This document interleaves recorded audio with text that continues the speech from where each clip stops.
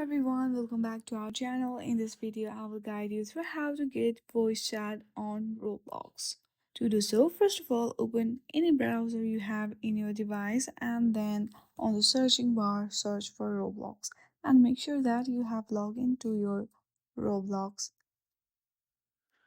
Once you are on the home page of your Roblox, there you will see an option of Verify My Age. Simply hit on that and open your mobile device and scan this QR and submit your verification ID.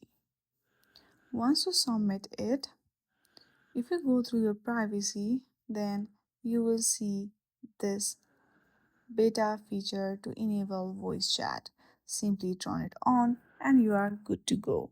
So in this way, you can easily get voice chat on Roblox. I hope you like this video. If you like this video, then please do not forget to like and subscribe to our channel.